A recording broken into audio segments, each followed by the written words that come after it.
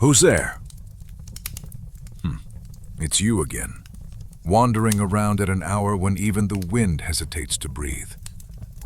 Did you come to hear another story?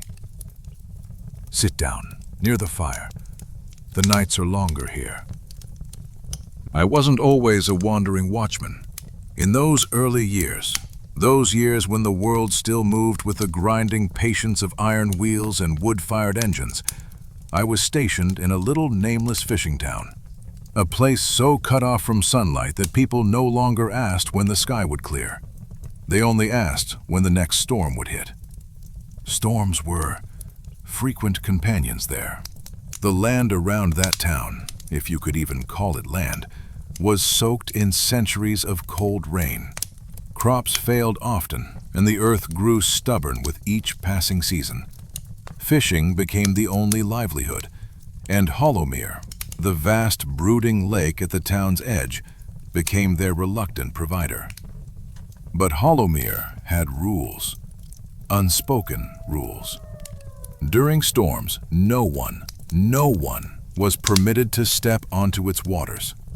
The lake changed when the clouds thickened. Its surface trembled with a sound like distant breathing. The elders warned that Hollowmere had its moods, and when it was angered, it took what it wanted. That night, the sirens howled first.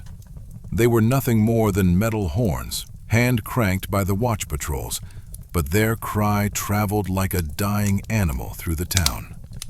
I remember holding the horn myself, turning the handle as the first lash of wind struck my coat.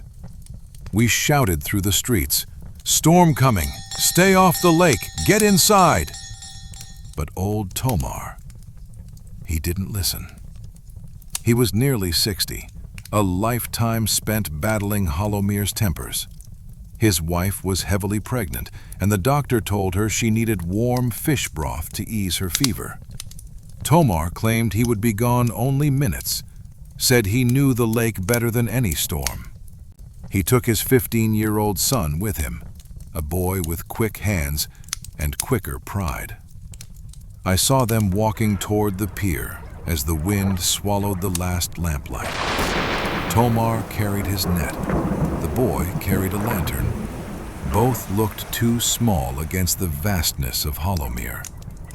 The clouds above the lake rolled like a great beast turning in its sleep. That was the last anyone ever saw of them. When dawn came, the lake was still. Not calm, no.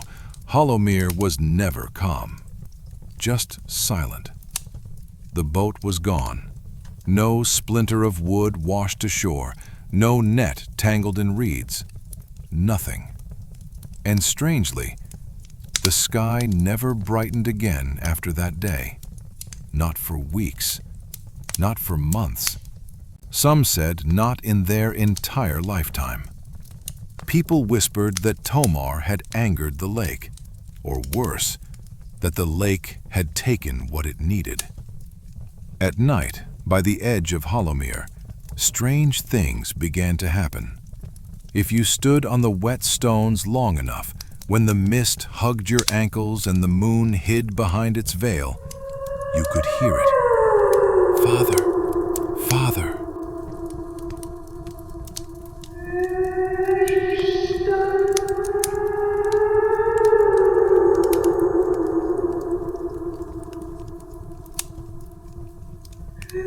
The voice carried across the lake in a thin, wavering cry. Some said it was the boy calling out in his final moments when the waves swallowed him. Others said it was only the wind slipping between the cliffs. But the wind never mimics sorrow quite that well. Sometimes, deeper, much deeper, you could hear another sound. A rasping, a low, mournful groan, like someone forcing breath into lungs filled with water. The old fisherman believed it was Tomar himself, searching eternally for the son he should never have brought with him. And the crying? Yes, there was crying too. a woman's sobs drifting along the shore. Some insisted it was Tomar's wife, mourning her loss from the safety of her home. But those who claimed to have heard it swore the sound didn't come from the houses behind them. It came from the lake. I remember one night, long after the storm, the mist thicker than wool. I patrolled near the shoreline. Each step felt like intruding on something sacred, something grieving.